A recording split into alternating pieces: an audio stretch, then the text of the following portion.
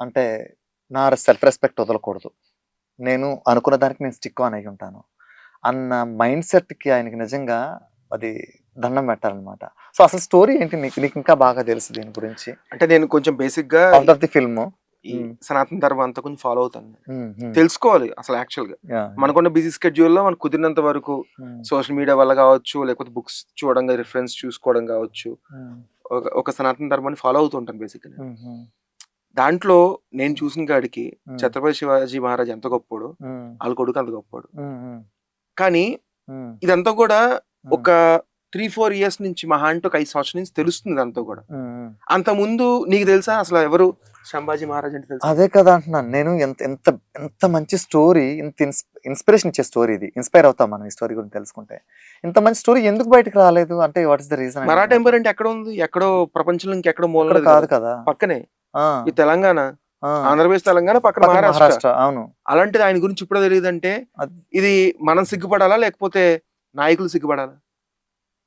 ఒక గొప్ప యోధుడి గురించి కనీసం బుక్కుల్లో మెన్షన్ చేయలేనంత దౌర్భాగ్య స్థితిలో అదే ఇప్పుడు నా క్వెషన్ ఏంటంటే, నేను ఈయన గురించి ఎక్కడ నేను అసలు వినలేదు ఇప్పటికొచ్చి. నేను సినిమా చూసేంత వరకు కూడా, ఓహో! 'ఛత్రపతి శివాజీకి' ఒక కొడుకున్నారు. ఆయన ఇంత పెద్ద ఫైట్ చేశారు. ఇంత తక్కువ ఏజ్‌లో చనిపోయారు. ఎంత ఏమంటాము? దాన్నెలా చెప్తాము? ఇన్ని చిత్రహింసలు పెట్టినా సరే ఎక్కడ లొంగకుండా నిజమైన రాజు, నిజమైన ధైర్యం చూపించి అంత ముందుకెళ్ళాడు అనేది. ఈ స్టోరీ ఎందుకు రాలేదంటే, దీని వెనక ఏదైనా వేరే రీజన్స్ ఉండుంటాయా రీజన్స్ అసలు? ఏముంటాయి? మనకు తెలిసిందే కదా! మన ఇండియన్ పాలిటిక్స్ ఎలా ఉంటాయో. హ్మ్. మనకు ఓట్లు ఎక్కడి నుంచి వస్తాయో, హ్మ్. ఓట్ల గురించి ఎలాంటి దిగజారడానికైనా రెడీ. హ్మ్. ప్రతి పుస్తకాల్లో హ్మ్. మన భారతదేశం నాశనం చేసిన ఔరంగజేబు గురించి గొప్పగా, ఆ! మొఘల్స్ గురించి గొప్ప మొఘల్ అదే కదా! Empire, Mughal empire, Mughal empire. ఆ! మరాఠా ఎంపైర్ కోసం ఒక్కడైనా చెప్పాడా? అదే. పుస్తకాల్లో చెప్పాడా? అదే. మన టీచర్లు చెప్పారా? హ్మ్. మన దరిద్రం ఏంటంటే, హ్మ్. ఈ పనికిమాలిన మొఘల్ ఎంపైర్ గురించి మనం చదువుకుని, అవి ఎగ్జామ్స్ కింద రాసి, మనం పాస్ అయ్యి బయటకొచ్చాం. హ్మ్. అక్బర్ అంటాడు ఒకడు, బీర్బల్ అంటాడు ఒకడు, బీర్బల్. అవును. షాజహాన్ అంటాడు ఒకటి, మొఘల్ ఎంపైర్ అంటాడు. అవును. మరి సంభాజీ మహారాజ్ గురించో, అదే. ఛత్రపతి శివాజీ మహారాజ్ గురించో, అదే కదా! ఇంకా బోలెడంత మంది ఉన్నారు. హ్మ్. మనకి హ్మ్. ఇదనే కాదు, మనం హ్మ్. గట్టిగా హ్మ్. మాట్లాడుకుంటే, హ్మ్. మన ఫ్రీడమ్ ఫైటర్స్ గురించి కూడా ఎంతమంది గురించి మనకు తెలుసు చెప్పు. అవునవునవును. ఈ రోజు నువ్వు టక్కుమని అడిగితే నీకు 5 పేర్ల కంటే ఎక్కువ చెప్పగలుగుతావా? అంతే కదా! బోలెడంత మంది ఉన్నారు. అవును. ఎవరి గురించి మనకు తెలీదు. హ్మ్. అంతా వాష్ చేసేసారు. హ్మ్. బుక్స్‌లో నుంచి తీయేసారు. హ్మ్. అన్నీ తుడిచిపెట్టేసి మనకొక ఫేక్ వరల్డ్‌ని క్రియేట్ చేసి, హ్మ్. వాళ్ళ గురించి గొప్పగా చెప్పి అదే కదా! ఇప్పుడు నాకు నాకు ఒక్కొక్కరి గురించి తెలుసు. నా నెక్స్ట్ జనరేషన్‌కి వీళ్ళ గురించి మాత్రమే చెప్తాను. నాకు తెలియలేనప్పుడు నేను కూడా చెప్పలేను కదా!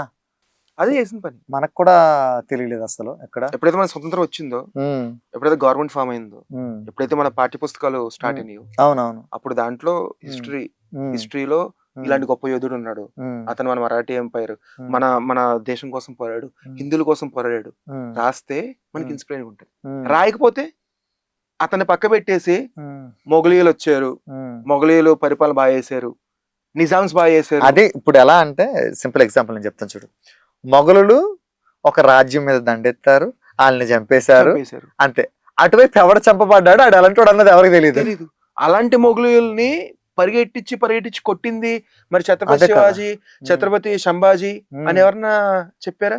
నీకు తెలుసా కనీసం? అదే చెప్తున్నా నేను అంటున్నాను కదా అంటే అది. మన పైన దండయాత్ర ఎవరు చేసారో వాళ్ళ కోసం గొప్పగా మనకి చిత్రీకరించి ఇన్ని రోజులు మనం చెప్తే, హ్మ్. మనం చూసుకుంటూ ఓహో! అనుకుంటూ ఇన్ని రోజులు బతికాం మనం. అవును. అవును. అలాంటి సిట్యుయేషన్స్‌లో బతుకుతున్నాం మనం. నాకు షాక్ అదే సినిమా చూసినప్పుడు ఈ మొఘలులు ఇలా ఇక్కడ తన పైన ఫైట్ చేశారు. వచ్చారు. అవును. ఫైట్ చేయడానికి, యుద్ధం చేయడానికొచ్చారు. చేసి అది కూడా ఏంటంటే ఎంత చేసి కూడా స్ట్రెయిట్‌గా ఏం చేయలేకపోయారు. స్ట్రెయిట్‌గా ఎప్పటికి చేయలేరబ్బా! స్ట్రెయిట్‌గా అసలెళ్లి ఫేస్ టు ఫేస్ ఫైట్ అనేది జరగకుండా వెన్నుపోట పొడడమే కాన్సెప్ట్ కదా! ఆ! ఫేస్ టు ఫేస్ గొడవ పడేంత దమ్ముందా?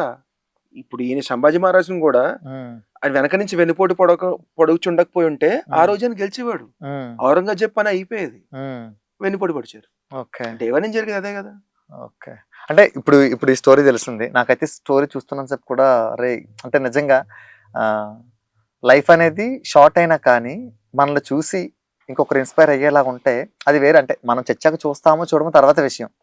అట్‌లీస్ట్ ఆ పేరు గుర్తుండిపోతుంది కదా! అలాగా. జనాలు మాట్లాడుకుంటారు. మనం ఇది చూసినప్పుడు నిజంగా అనిపించింది నాకు. అరే! అంటే ఇంత ఫైటింగ్ స్పిరిట్ తోటి ఎంత బాగా చేసి ఆహ్, అనుకున్న మాట కోసం ఎలా పోరాడొచ్చా? అసలు ఎలాంటి వాళ్ళు నిజంగా ఉంటారా? నిజంగా స్టోరీయేనా? లేకపోతే నిజంగా రియల్ స్టోరీయా కాదా? అన్ని క్వశ్చన్స్ నా మైండ్‌లోకి వచ్చాయి. అంటే సినిమా కోసం మాత్రమే వీళ్ళు తెలుసు కదా! అంటే మూవీస్ అంటే డ్రామా యాడ్ చేస్తారు. అనుకుంటారు. అనుకున్న దానికంటే డ్రామా యాడ్ అసలు చేస్తారు. చాలా మంది కానీ నువ్వు చెప్పిన దాన్ని బట్టి చూస్తే సినిమాలో చూపించింది జస్ట్ 30% అంటుంటే నాకు 30% ఫ్యూజ్‌లు ఎగిరిపోతున్నాయి. 30% చూపించారు సినిమా. ఆ! అసలు చాలా మంది ఆ పోస్టర్స్ చూసుకుని ఛత్రపతి శివాజీ మహారాజ్ అనుకుంటున్నారు. అవును. సంభాజీ మహారాజ్ గురించి ఎవరు అనుకుంటలేదు. అవును. తెలీదు, ఎవరికి తెలీదు. అవును. సినిమా తీయడం వల్ల నిజంగా థ్యాంక్స్ చెప్పుకోవాలి డైరెక్టర్ కి. సో దీని నుంచి అంటే ఇప్పుడు ఈ సినిమా వచ్చింది కాబట్టి ఈ స్టోరీ ఇంపాక్ట్ అనేది తర్వాత వాళ్ళకి ఏమైనా ఉంటుంది 100% ఉంటుంది. అట్లీస్ట్ ఇప్పుడు ఈ స్టోరీ తెలిసింది మనకి. ఇప్పుడు ఫర్ సపోజ్ బుక్స్ లో కానీ అలాంటి వాటిలో యాడ్ చేయడం ఏమైనా జరిగే ఛాన్స్ ఉంది? డెఫినెట్ గా సుమారు 78 సంవత్సరాల నుంచి మన పుస్తకాల్లో ఒక చెత్త నింపారు. ఎక్స్వైజెడ్ పొలిటీషియన్ ఎవరో పేర్లు చెప్పవసరం లేదు, చెత్త నింపారు. కానీ ఇప్పుడు అలా కాదు, చాలా వరకు పాఠ్య పుస్తకాల్లో మారినాయి.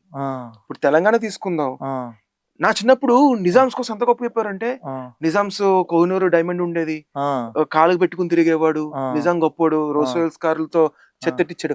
అలాంటి నిజాం ఎంతో దుర్మార్గుడు, బతుకమ్మ పండుగలకి ఎలాంటి ఘోరాలు చేసాడు ఎక్కడ చెప్పలేదు. రజాకార్ ఒక సినిమా వచ్చింది, మొత్తం తెలిసింది నిజాం ఎంత దుర్మార్గుడా. మన థింకింగే మారిపోయింది. అవును అవును. ఒకప్పుడు పుస్తకాలతో తెలుసుకునే వాళ్ళం, ఇప్పుడు పుస్తకాలు కుదరట్లేదేమో, కానీ సినిమాల ద్వారా ఎంతో కొంత తెలుసుకుంటున్నాం. మనం పిచ్చోళ్ళం కాదు కదా. ఇప్పుడు ఎన్ని రోజులు దాస్తారు చెప్పు ఒక నిజాన్ని? ఇప్పుడు ఒక మంట తీసుకొచ్చి గడ్డిలో ఎన్ని రోజులు దాస్తాను? ఏ రోజుకైనా ఆ మంట గడ్డిని తగలబెట్టేస్తుంది, బయటకు మంట తెలుస్తుంది. గొప్ప గొప్ప యోధుల గురించి మొత్తం అంతా వానిష్ చేద్దాం చాలా ట్రై చేశారు,